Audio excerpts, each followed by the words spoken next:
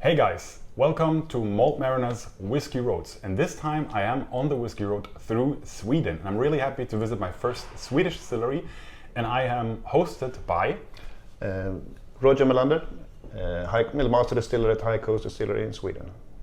And now I'm really looking forward to give 10 questions to High Coast Distillery. Well, first of all, thank you for having me here in a very busy time. It's right in the middle of the High Coast Whisky Festival. I didn't know it is happening, so I was invited by a friend over here. So thank you for squeezing the time in to have this interview. First of all, I would like to ask you if making whiskey here was a board game.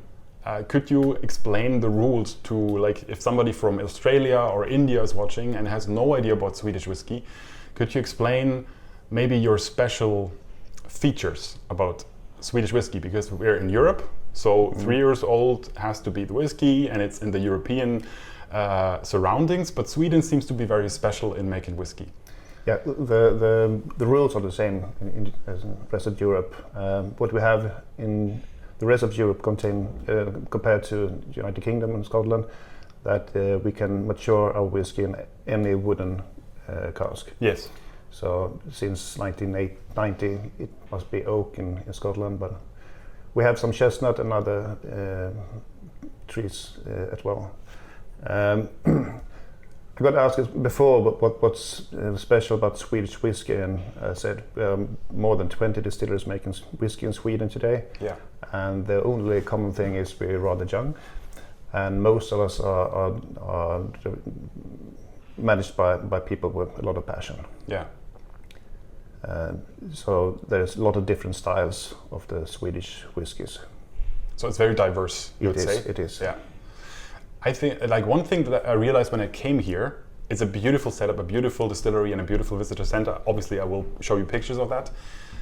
There's no whiskey to sell in the shop.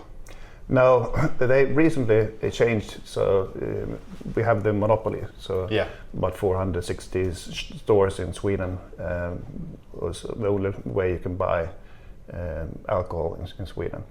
But recently they changed, so as a producer, if you do wine, beer, or whiskey, other liquors, you can buy a bottle of whiskey from the producer, but there are a lot of rules. So if you're making more than 75,000 liters a year, okay, you're not allowed to sell any alcohol. Okay, on so site. the smaller distilleries can sell their alcohol. Smaller okay. can. So there are a few that started to sell on site, but they need to talk to them for at least half an hour, and they need to inform them about the risk of drinking alcohol, and so on. So it's still a bit messy. So it's a set of rules they have to follow before they can actually sell a bottle of alcohol. And they, after 5 years or something, that they will evaluate and see if they can change anything. Okay. I hope they do it much earlier. Yeah. So there is a central shops where you can buy High Coast whiskey in Sweden, but you cannot really buy it at the distillery at the moment. But it will change. Hopefully it will change. Yeah. Okay. Fingers crossed. So we are much too big. 75,000 liters. It's nothing. Yeah. Okay. Perfect. So let's talk about the location. It's quite special. So yes. I mentioned already we are in Sweden. Where in Sweden are we, and how does this location influence your final product or the whiskey? Geographically, we are in the middle part of Sweden. Sweden is a rather tall country, but most Swedes would say it's the northern part because most of the population is in the south. Yeah. So we're about 500 kilometers north of Stockholm, our capital. The things about this place, except for it's very beautiful, we have a lot of water in the river outside. We're taking a cooling water. So I guess we have the coolest cooling water in the whiskey world, and that's a good thing. The other thing is we have really, really good water for production. It's ultra soft. It's almost too clean to work with. And the third thing is we have huge difference in temperature in the warehouse. So the temperature could be below 30 degrees in the winter, Wow. minus, and the highest I measured inside the warehouse is 28 degrees plus, so about 60 degrees difference, Oh, that's huge. which make the interactive maturation very intense. Which is interesting because I think when people think about Sweden, they might think of a colder climate and therefore a slower maturation. Yep. But that's actually the opposite because you have such a big difference. And Well, we matures have quicker. different type of maturation during summer and during winter. Okay. But to be honest, 30 degrees minus is too bloody cold. Yeah. Minus 15 would be enough. Yeah. Yeah. So would you say then that your whiskey will be aged quicker in terms of it might be have a higher interaction with the wood, so it tastes a bit older than maybe? In average, we have higher temperature than we have in Scotland. Yes. So the additive maturation goes a bit quicker. But since we have this fluctuation in temperature, we get more of exotic fruit flavors during the autumn, winter, and spring. I just love the fact that is why I love to talk about a distiller, because he said additive maturation, and this is something that many people misunderstand about maturation. That they think maturation is you can speed it up, but you can only speed up the additive maturation, and not the subtractive way of things. And this is always something I talk about in my tastings to people, to understand that Indian whiskey is not double the age than Scottish whiskey or otherwise. So it seems to be a big influence from the surroundings and from the from the setup. Who would you say is your whiskey for, and maybe who is it not for?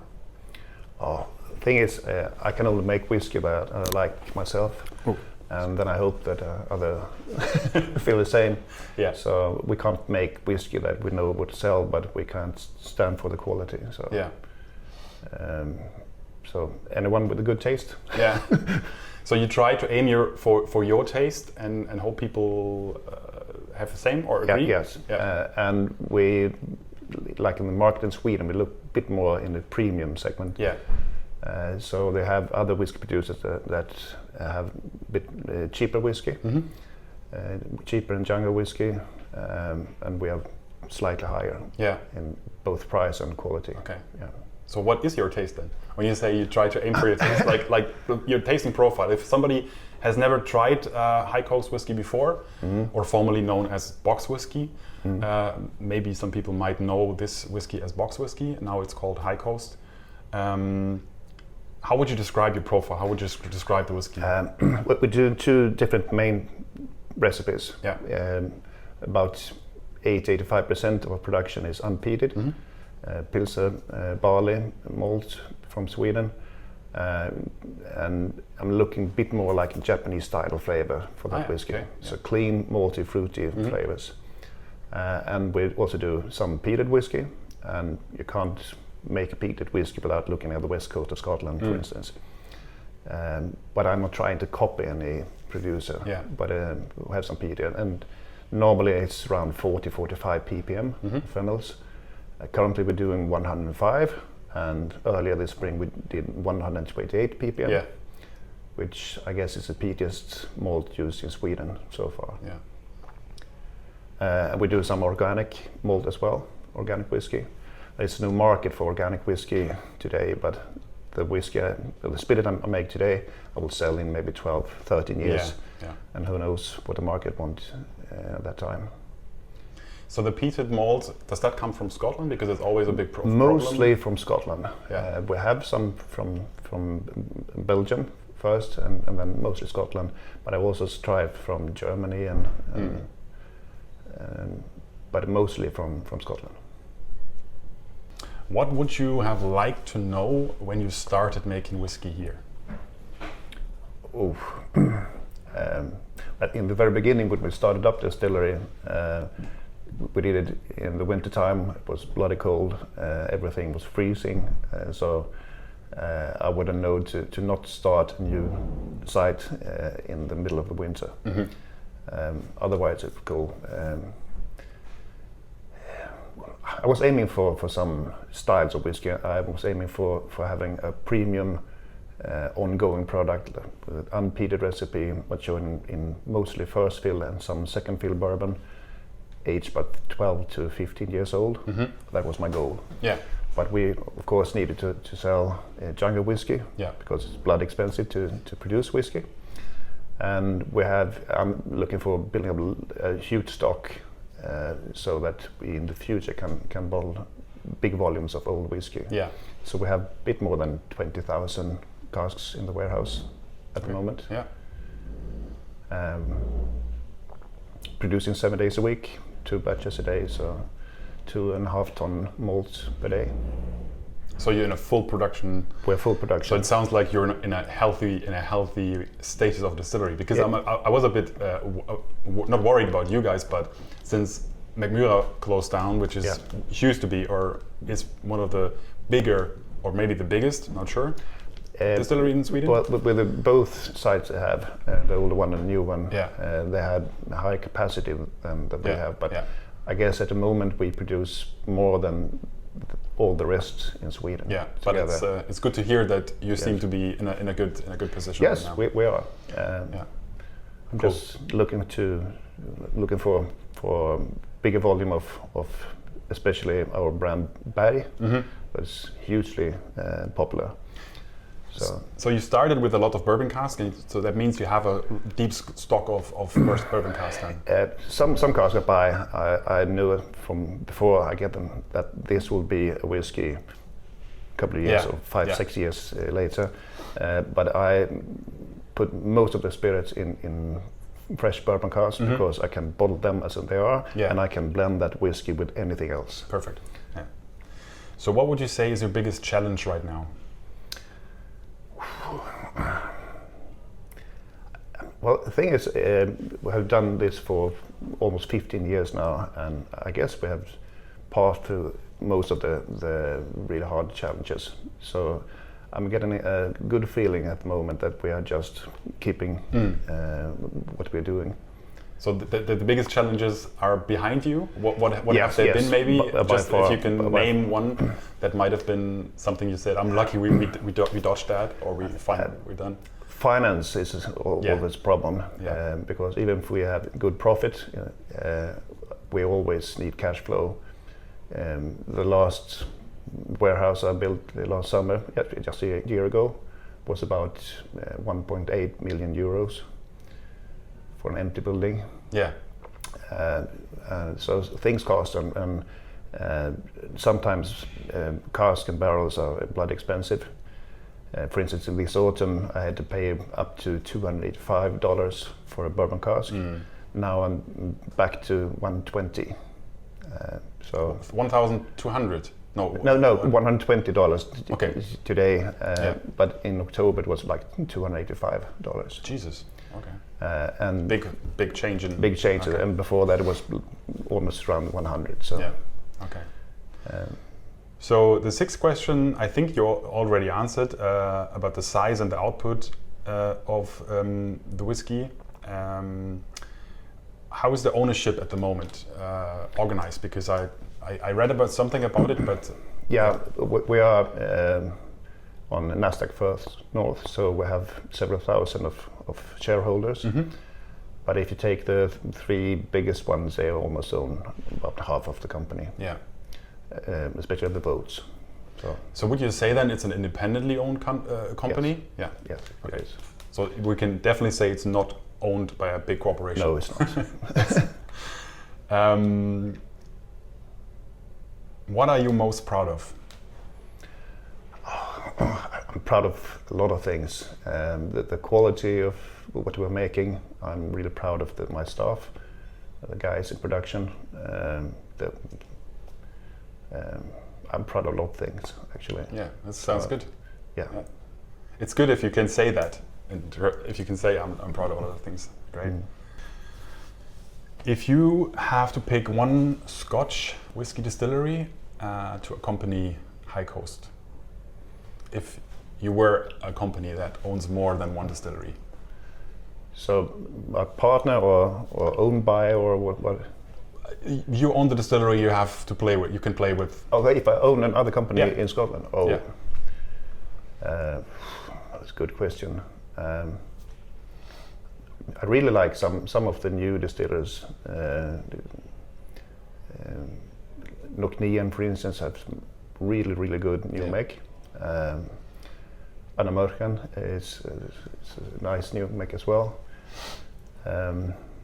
But both of them are rather young, so compared to this one, I would like to have a distillery with a stock with really old, marvelous whiskey. Yeah.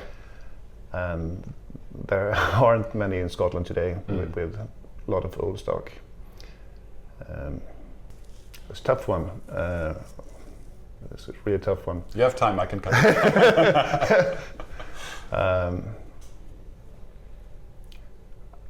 I probably would like to be the one that restart Brora.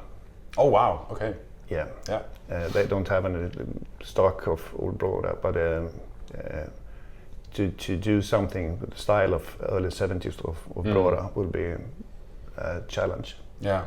I've never actually tasted Brora, but I love Kleinlich, and I love a peated version of that. So I'm probably gonna love Brora if I ever taste them. Early 70s Brora is a really good one. Yeah. Love the fact that you mentioned Noknien and Anna because they're my favorite two new distilleries in Scotland right now, just from the profile and people making it also. And if you would pick one world whiskey, so no Scotch, no Irish, outside of these kind, and maybe not a Swedish distillery as well, since you're in Sweden. Yoichi in Japan is a good one. Which is my favorite Japanese distillery. So we seem to have a very good. And it's personal. Obviously, it's always personal taste, but I love Yoichi distillery. It's a fantastic whiskey, and a very old one as well compared to Japan. If you could change one thing with your whiskey, what would that be? I would rather change some rules, regulations all over the world. I don't like colored whiskey, so E150 shouldn't be allowed to put in a whiskey. I would like to almost every whiskey be bottled above 46% and no cheap filtration. That's something I would change. And since we don't chill filter our whiskey and always bottled above 46% and no caramel, I guess I wouldn't change anything. If I wanted to change anything, I've done it already. Yeah. So. Perfect. Should I make a quick cut? You want to check if? No. Okay. They can wait. Perfect. That will be the last question, the number 10. If you think about your whiskey, what is the single word that comes to your mind? Passion. Nice. Now you have to spot if you have anything you want to say, or a story you want to tell, or something I did not ask you. You can say that right now. Otherwise, we're basically we're done. Yeah, I think we covered the most. Yeah, I think that was a very good conversation. Thank you so much. Thank you very much for having me, and I'm really looking forward to try a lot of High Coast whiskey today. I can't wait. I saw the bar downstairs. I show you some pictures. There's loads of bottles down there, and I really can't wait to taste. I've already tasted some before, but it's always different to taste the whiskey on site. Yeah. So, thank you very much, and I hope you guys enjoyed the conversation, and see you next time down the road.